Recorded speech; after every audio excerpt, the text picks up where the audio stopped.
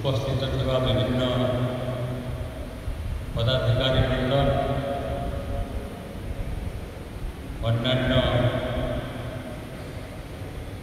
उपस्थित सज्जन वृंद माँ भाई भौणी माने एवं संघर समस्त प्रिय कर्मकर्ता भाई माने आम समस्त पक्षरे आनंदर विषय 100 वर्ष पूर्ति राष्ट्रीय सेवक संघ एवं तत्सकाशे भारतवर्ष सारा प्रत्येक अंचल ये उत्सव अत्यंत आनंद उल्लासर सह एवं गंभीरतार सह पालन करा जाउछि। संघ संपर्क में आपण मैंने समस्त भल भाव जानती तेणु इतिहास दोहराइबार बोधे आवश्यकता नहीं। संघ प्रतिष्ठा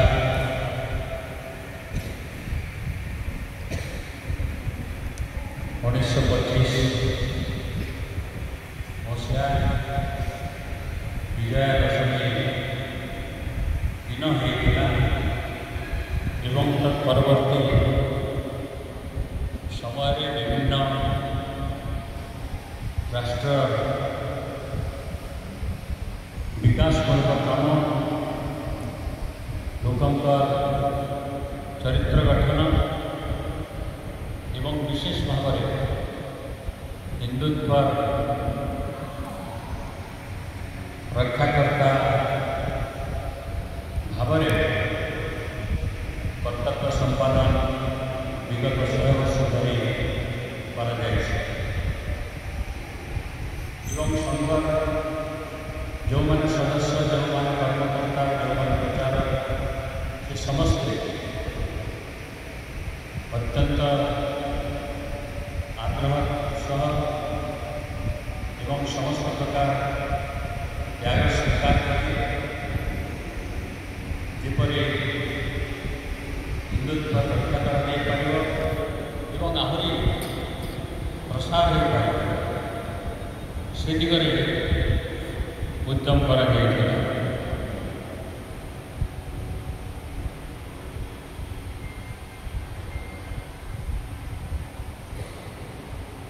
तेणु संघर अत्यंत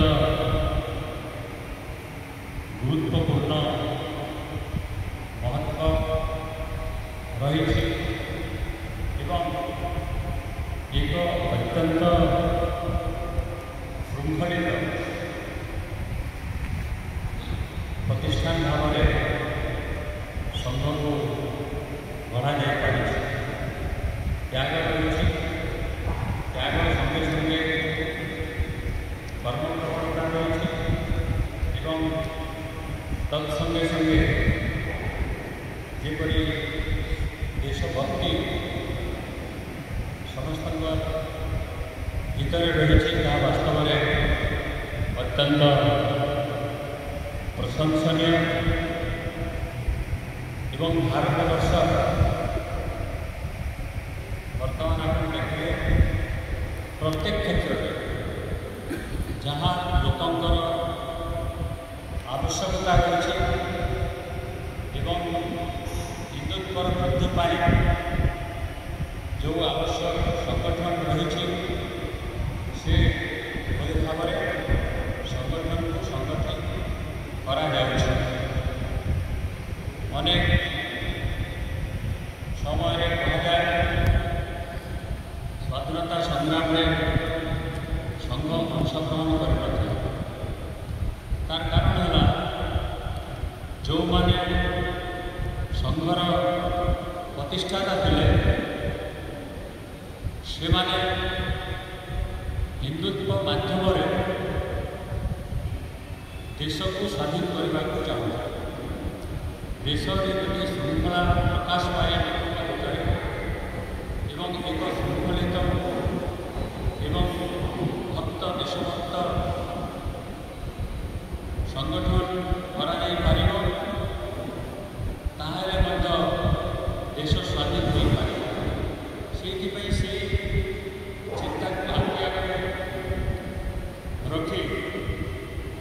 ସେମାନେ ଭିନ୍ନ ଧରଣର ସ୍ୱାଧୀନତା ପାଇଁ କାର୍ଯ୍ୟ କରୁଥିଲେ। ସେମାନେ ଭାବୁଥିଲେ ଯେ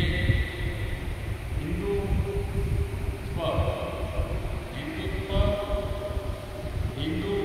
ରାଷ୍ଟ୍ର ପାଇଁ ଅତ୍ୟନ୍ତ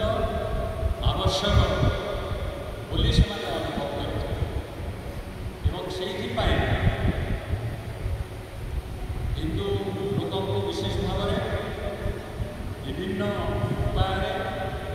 ସଂଗଠିତ କରିବା ପାଇଁ ଉଦ୍ୟମ କରାଯାଇଥିଲା। ସେଥିରେ ହିନ୍ଦୁ ଧର୍ମର ବିଭିନ୍ନ ଯେଉଁ ଉତ୍ସବ ରହିଛି, ବିଭିନ୍ନ ପ୍ରକାର ଉତ୍ସବ ଲୋକଙ୍କର ଭିତରେ ରହିଛି, ସେହି ଉତ୍ସବ ମାଧ୍ୟମରେ ମଧ୍ୟ ସଂଗଠିତ କରିବାକୁ ଚେଷ୍ଟା କରାଯାଇଥିଲା। ବିଭିନ୍ନ ପ୍ରକାରର ସମସ୍ତଙ୍କୁ ନେଇକି ଯେଉଁ ସବୁ ଡିସ୍କୋର୍ସ ଦିଆଯାଉଥିଲା ଏବଂ ଆମର ଅତୀତ ସମ୍ପର୍କରେ ବିଶେଷ ଭାବରେ ହିନ୍ଦୁ ସାମ୍ରାଜ୍ୟର ଅତୀତ ସମ୍ପର୍କରେ ଯାହା ଇତିହାସ ମଧ୍ୟ ଥିଲା ତାକୁ ମଧ୍ୟ ଲୋକଙ୍କ ଆଗରେ ଉପସ୍ଥାପିତ କରାଯାଉଥିଲା। ଏହିଭଳି ଭାବରେ ବିଭିନ୍ନ ଉପାୟରେ ଏକ ଦୃଢ଼ ସଂଗଠନ କରିବା ପାଇଁ କାର୍ଯ୍ୟ କରାଯାଇଥିଲା ଏବଂ ଏକ ଦୃଢ଼ ସଂଗଠନ ସେଠି କାର୍ଯ୍ୟକାରୀ ହୋଇପାରିଥିଲା, ଯାହା ଅତ୍ୟନ୍ତ ଶୃଙ୍ଖଳିତ ଥିଲା ଏବଂ ସେ ଶୃଙ୍ଖଳା ଅନୁଯାୟୀ ଏକ ଦୃଢ଼ ସଂଗଠନ ଆଜି ଭାରତବର୍ଷ ସାରା ହୋଇପାରିଛି। ମୋର ବିଶ୍ୱାସ ଯେଉଁମାନେ ପ୍ରତିଷ୍ଠାତା, ଯେଉଁମାନଙ୍କର ଉଦ୍ଦେଶ୍ୟ ଏକ ଦୃଢ଼ ଭାରତବର୍ଷ ଗଠନ କରିବା ପାଇଁ ଥିଲା, ସେ ଇଚ୍ଛା ନିଶ୍ଚିତ ଭାବରେ ପୂରଣ ହେବ ଏବଂ ଲୋକଙ୍କ ଭିତରେ ଏକ ସୌହାର୍ଦ୍ଦ୍ୟର ବାତାବରଣ ସୃଷ୍ଟି ସମସ୍ତେ ଅନୁଭବ କରିବେ। ଏ ଦେଶର ଏକତାର ଆବଶ୍ୟକତା ରହିଛି, ଶୃଙ୍ଖଳାର ଆବଶ୍ୟକତା ରହିଛି, ଦେଶଭକ୍ତିର ଆବଶ୍ୟକତା ରହିଛି ଏବଂ ବର୍ତ୍ତମାନ ମଧ୍ୟ ଯିଏ ସବୁଠୁ ଉଚ୍ଚ ପଦବୀରେ ରହିଛନ୍ତି ସେ ମହୋଦୟ ମଧ୍ୟ କହିଛନ୍ତି ଯେ ଭାରତବର୍ଷରେ ଶାନ୍ତି ଶୃଙ୍ଖଳାର ଆବଶ୍ୟକତା ରହିଛି ଏବଂ ଦେଶଭକ୍ତିର ଆବଶ୍ୟକତା ରହିଛି। ଆମେ ଏକ ହେବା ଏବଂ ତାହା ପାଇଁ ମଧ୍ୟ ସ୍ୱୟଂସେବକ ସଂଘ ମନା ନୁହଁ, ଏ କଥା କୁହାଯାଇଛି ଏବଂ ବିଭିନ୍ନ ପ୍ରକାର ପରିବର୍ତ୍ତନ ମଧ୍ୟ ବର୍ତ୍ତମାନ ଦେଶରେ ଏ ସଂଗଠନ ଭିତରେ ଚାଲିଛି ଏବଂ ଏ ସଂଗଠନର ଭବିଷ୍ୟତ ଆହୁରି ଉଜ୍ଜ୍ୱଳମୟ ହେବ ଏବଂ ଦେଶ ଗଠନରେ ସହାୟକ ହେବ, ଏହା କାମନା